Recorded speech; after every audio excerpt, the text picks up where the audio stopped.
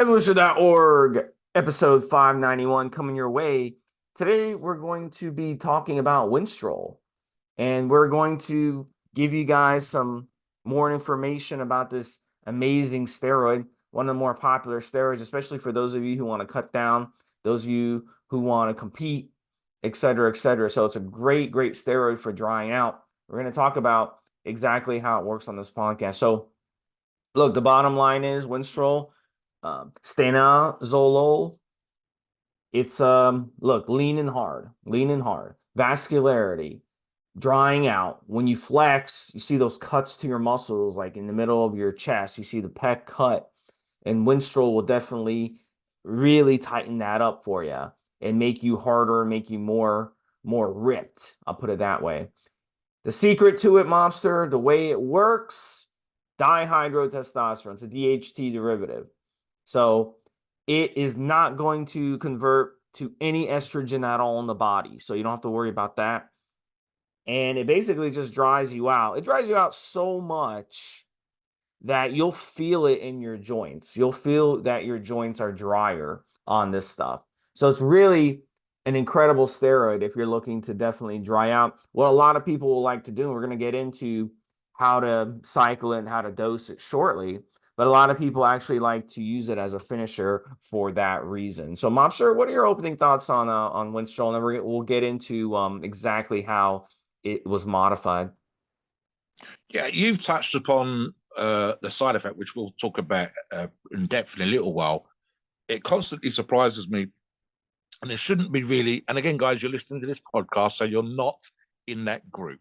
But that's one of those things. Sometimes I wonder, Steve, when the side effect is so well known, and it's especially prevalent when you get lean, that you shouldn't be wondering about the side effect when it happens. You should know, guys, listen, right? And this applies to any steroid that we can talk about on this podcast.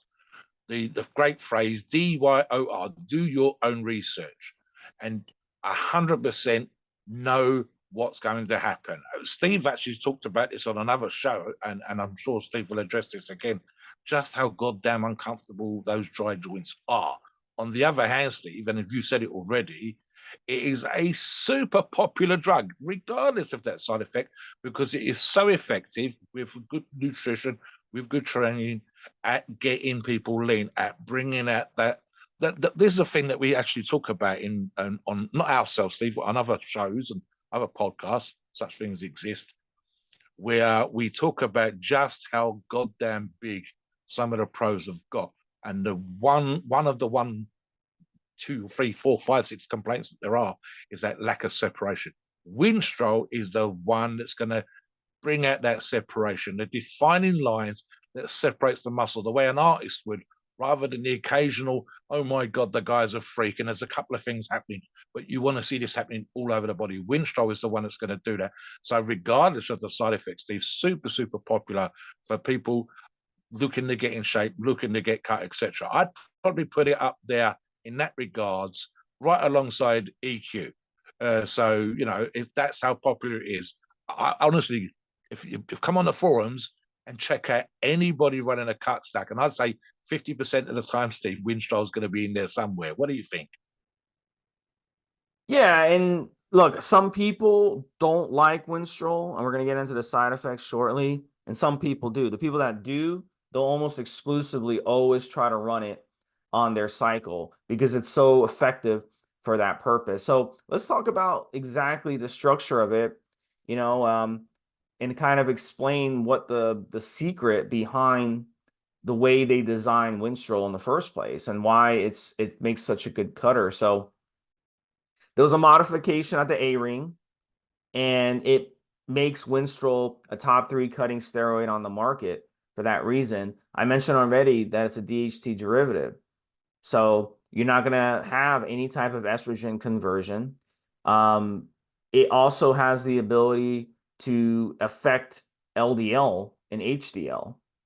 And you can decrease the level of HDL in the body, increase the level of LDL. And that actually can be a beneficial thing. So that's more of an anecdotal evidence thing. So That's interesting that it can give you those effects. Um, we're talking about sex hormone binding globulin, SHBGs. One of the things in the body, I view it as like a survival mechanism in the body. And there's things in our body that prevent us from, building too much strength, building too much muscle. And sex hormone binding globulin, SHBG, is one of them. And it's there for a reason. Well, Winstrol does a really good job of binding to that and driving that number down. When you get blood work done, you'll notice that number drops when you're on Winstrol almost 100% of the time. And what that means is not only is it going to make it more effective in the body and help you put on more muscle and put on more strength and all those other good things that steroids do, but it's also going to help the other steroids in your stack and your cycle perform even better.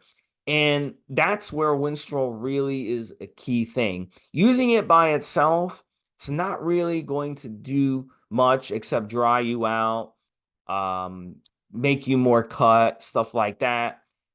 But if you're stacking it, it's doubly, triply, quadruply, I don't even know if that's a word, Mobster, more effective.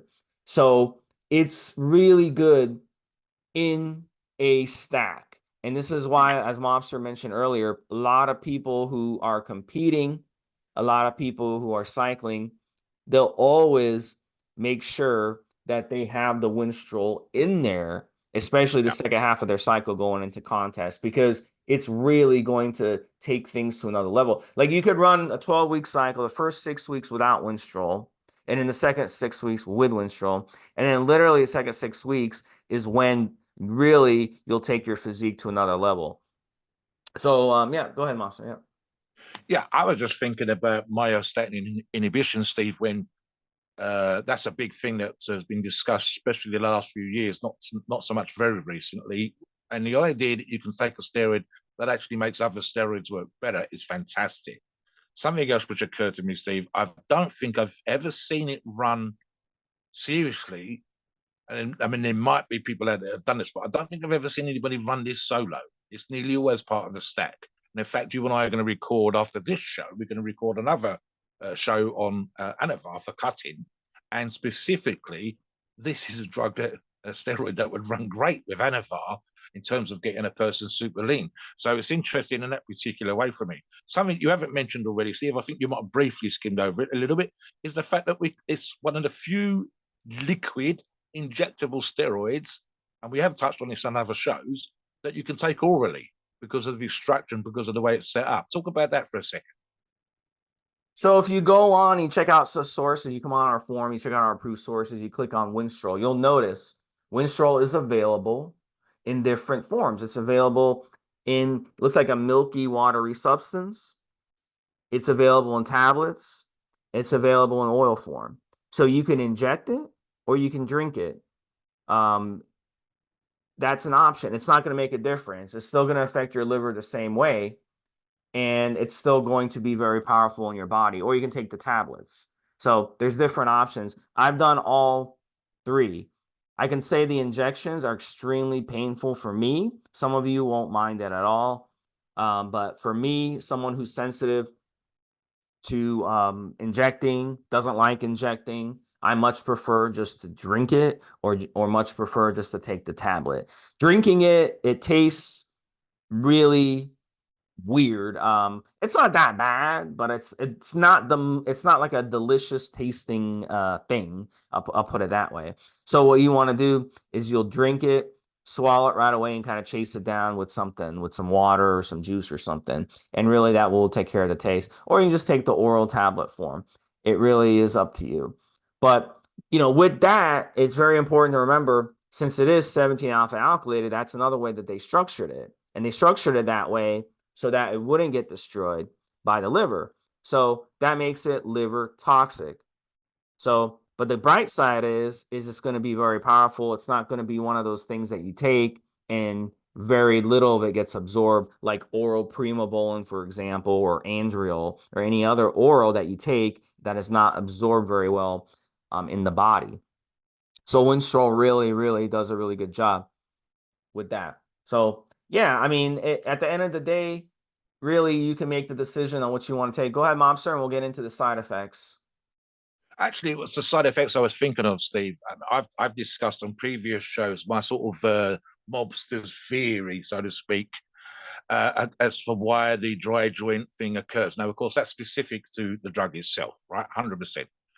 Far more affected probably anything else. You got the feel good factor for Debo, the toxic feeling of Tren, and so on and so forth. And the dry joint effect is specific to Winstrol is, as we say, well known. Now, so one of the things I've touched on previous shows is to go, okay, guys, you're doing a cut, right? So naturally, you should be leaner.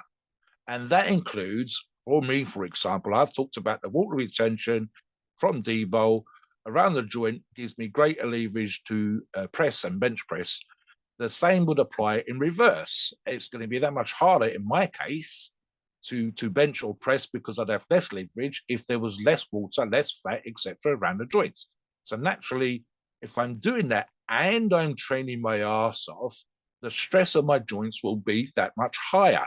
So naturally, when you do a cut, and if you try to keep your poundages up, you're going to have that problem. You've also got what I suspect, which is more of a mobster's theory, so to speak, is the drying out around the joints itself. You are lubricated not only with the shiny ends of the long bones in your body, say for example around your elbow, but what you've also got in there is like the oil, which we call synovial fluid, which is literally the lubrication that the body has, and it decreases on Winstrol.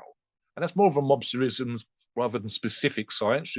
But I suspect that's exactly what's going on, Steve.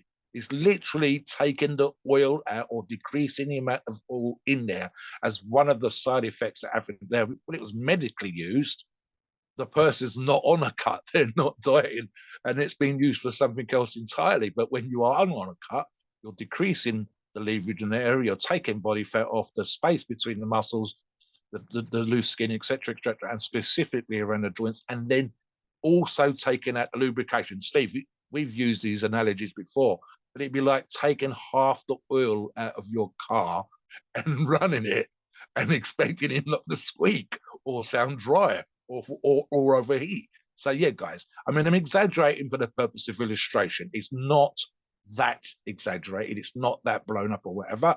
But nevertheless, that's kind of what's happening. So yeah, I mean, here's the thing. Again, whether you're blowing up by putting on tons of weight on a bulk or whether you're drying out and getting cut and so on and so forth. The last example I want to give, and I've used this in other shows, Steve, is talking about the condition that the truly try competitive bodybuilder gets into is actually physically uncomfortable. And again, this is one of the kind of things you need to be aware of and have an idea that if you are going to get super dry, super cut, ripped to fuck, especially if you're competing and you're using Winstrol, there will be an element of discomfort about that. But at the end of the day, guys, especially if that's the aim that you have, you're going to look in the mirror and you should look fan fucking tastic, like an anatomy chart. Even for those of you that are not looking to look at in competition shape, you will you're using anabolics, you're going to have that strong effect on the body. And again, as part of the stack for you killing it in the gym, training, and so on and so forth. Now, I want to touch upon later on, Steve, a couple of little tricks that you might use to negate some of those side effects a little tiny bit, just enough to keep the body ticking over with healthy oils and fats and so on and so forth. But we'll touch on that momentarily. Like Steve says, 100% best used for people that want to cut and want to get into shape. And 100% you've got to tie that in with all the other aspects. There's no taking Winstrol and looking at like an anatomy chart and doing nothing else. You must do everything else that's included, Steve. What do you think about ways of negating that particular side effect? I'll come on something in a minute myself. Well, first, be prepared for it. That's step one. We see a lot of these old steroid charts. I see them out there, and they list Winstrol as not having side effects. Well, those steroid charts were derived from the 80s. This was back when they had before they had anti-estrogen access. So for them back then, low side effects, all it meant was, oh yeah, it doesn't convert to estrogen in the body, doesn't give you gyno, doesn't give you water retention. So that's what they went by. So a lot of people have the misconception that Winstrol doesn't have side effects, and it does. It has a lot of side effects. I know it hit me really hard compared to what I expected because I used to, back in those days, that's what I went off by, those charts. But the more I used it, the more I saw other people using it, the more I realized, wow, this stuff actually has more side effects than people expect. So I'm not even a person that's prone to joint issues. And on Winstrol, I did have joint issues. I could feel my elbows when I was doing, curls or pull-ups or any type of exercise, bench press, and I would move the joints would have a really hard time. So my advice when you ask me, how to prevent it is number one, be prepared for it. Number two, you need to, if you have existing joint problems, you need to get those joint problems taken care of first. That might mean rest. That might mean increasing the amount of good fats you're getting. It's a big mistake in the Yeah, American diet. American diet has zero good fats, zero, and all bad fats. So you've got to look at your diet and be like, am I getting any good fats? And most of you are not. Um, most of you are getting none. And this is one of the reasons we have an epidemic with heart disease in America is people have been brainwashed into thinking fat is bad for you, and fat is not bad for you. What's bad for you are the bad fats. The yeah, fats that you go to a fast food, if fast food restaurant, those fats are bad for you. Those fats are going to be bad for your body. They're going to be bad for your joints. Cooking, the oils that you use for cooking, those are going to be bad for your joints. So there's a lot of bad fats out there and these hydrogenated oils, all these oils that the restaurants put in their food, those are bad for you. So you make sure you're getting the good fats. Fatty wild fish, avocado is a great source of fat. Whole pastured eggs, cooked correctly. If you cook the eggs and if you go to, the breakfast restaurant, they cook their eggs in a bunch of really bad oils, really bad oils. So, and the eggs that they use to cook are low quality. So they don't even have good fats. The chickens are fed this unnatural diet and they're walking around on their own feces. So that's not going to be healthy. So you want to get a good quality pastured, humane friendly egg with chickens that are walking around outside, pecking, eating worms off the ground, eating seeds off the ground, getting sun, the nutrition from the sun, the vitamins from the sun. Those are the best eggs. You can tell the taste of the eggs is quality. It doesn't taste like a chemical. When you buy cheap eggs from Walmart, it tastes like chemicals because that's literally what they gave the chickens. They fed the chickens food that was basically chemically processed food. So of course it's going to taste like chemicals. So you get, those are really good ways to get your good fats and very, very important to help your joints. And then if you have an injury, again, we've been taught, and Mobster, it's your generation, the tough guy yeah, generation, growing up watching Rambo and Chuck Norris and all these guys on TV who, by the way, who use stunt people to do their stunts. They didn't do their stunts themselves. But I think the only really major actor is Jackie Chan that actually did his own stunts. So I can respect him. But these other action heroes are full of shit. But anyway, long story short, the tough guy generation we grew up with, oh, if it hurts, I don't care, get in there. And it's like football players, the coach tells them they get a concussion, and the coach tells them, be a man, get back in there and you go back in the game. Well, then you find out 10 years later the kid is like has CTE. Okay. And it's just like, what the fuck is going on here? So this mentality of, oh, I get injured, but I'm just going to push through my injury. And another part of that too is when you're young, you can get away with that. I know I used to. In my 20s, I'd get injured, have a little injury, and just keep training, and it'd go away magically on its own. Once you get in your 30s and 40s, that doesn't happen anymore. Those little nagging injuries turn chronic, and then those are injuries, and now you have to start training around your injury. You see, so it's very, very important before you use Winstrol to make sure that you don't have existing injuries because they are going to get worse on Winstrol. That I can guarantee yeah, you. yeah. That's a big thing. Let me jump in for a second. Yeah, Yeah. jump in with So, that, and we'll get into the rest of the yeah. side effects, and we'll talk about how to use it. Go ahead. Well, so specifically, and this, I'll give you a very quick tip outside of Winstrol specifically, and then back to the product itself. So Well, one of the things I do, and because I train for strength, I'm more likely to pound the fuck out of my joints, if not by repetition, Steve, just by sheer weight. So something I do is I try not to use support aids until I do my very heaviest set, whether that's elbow sleeves, wrist wraps, a support belt, a proper weightlifting belt, knee wraps, or whatever. So, and in that way, for example, on my heavy tricep, my heavy bench, my heavy press, I will be wearing elbow sleeves, and I've managed to preserve at least those joints and my knees, certainly for way past where they should be at this particular point. I have had back issues and I've had to take 16 weeks off and so on and so forth. On Winstrol itself, so yes, you're going to be on a cut. That means you're going to be looking at your fat and your carbohydrates. You're going to be increasing your proteins to retain muscle tissue and so on. But 100% agree with Steve. And I'm thinking specifically, like Steve said, it's only in the order of grams a day, guys. I think, for example, in my case, 2 grams a day, I would have some healthy oils in there in a specific form of, for me, fish oils, which is a regular thing. I would certainly be using some sort of joint product, Steve. We've got one that we recommend on other shows that is very popular. If you can get that again, guys, that would be amazing. But anything with glucosamine, chondroitin, MSM, and so on and so forth, any of those things would be absolutely amazing. Listen, I'd actually get you guys to use that year fucking round because you're killing it in the gym. But especially I'd have you focus on that as a way of aiding your joints when you're using Winstrol. And the last one, Steve, and this is more specific to what you're going to talk about now, which is the rest of the side effects. I would have you use some sort of organ protector because both in oral forms and injectable forms, you're still going to have some kind of stress on the liver specifically in this example, and I want you to look after your organs as well. But that applies to a lot of steroids, but again, it's because of the way that Winstrol was put together. Because it's both orally available and injectably available. And the way that it's been treated and set up in the chemical process is going to give you a little bit more of an issue than, say, for example, other injectables in that regard, Steve. Talk about the rest of the side effects Yeah, before we hair talk about loss is a big person. one. Yeah, hair loss is a big one. It is a DHT derivative. You cannot take one of these blocker DHT blocker drugs like finasteride or dutasteride, and it's not going to help because remember, it's a DHT derivative. It's not converting to DHT, it's a direct DHT.